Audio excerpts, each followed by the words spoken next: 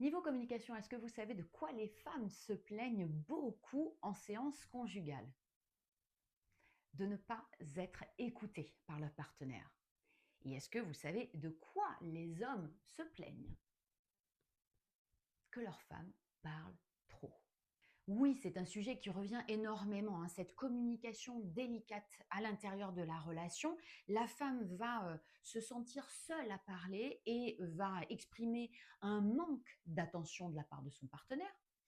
Et puis l'homme, de son côté, lui, il va avoir l'impression que sa femme est tout le temps en train de parler, en fait, qu'il n'y a pas de place pour qu'il s'exprime et que quand il arrive à le faire, et bien souvent, il n'est pas écouté jusqu'au bout, il est interrompu, ou alors il prend des reproches, il prend des tacles.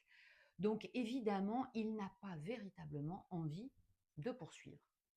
L'homme va également se plaindre que lorsque sa femme lui dit alors qu'est-ce que tu en penses, eh bien lorsqu'il émet un avis, celui-ci ne compte pas vraiment parce que j'entends souvent cette phrase bon, de toute façon, une fois qu'elle a pris sa décision, mon avis n'a pas d'importance. Alors évidemment, hein, lorsque le taiseux, hein, comme beaucoup de femmes appellent leur partenaire, sort de son silence, eh bien s'il se fait rabrouer, évidemment, il va tout de suite se remettre en sécurité et ne plus rien dire.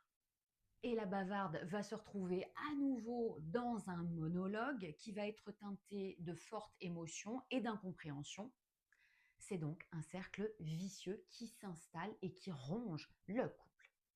L'idée, c'est de réussir à parler sans mettre l'autre sur la défensive. Donc qu'il y ait une vraie écoute respectueuse pour les deux partenaires.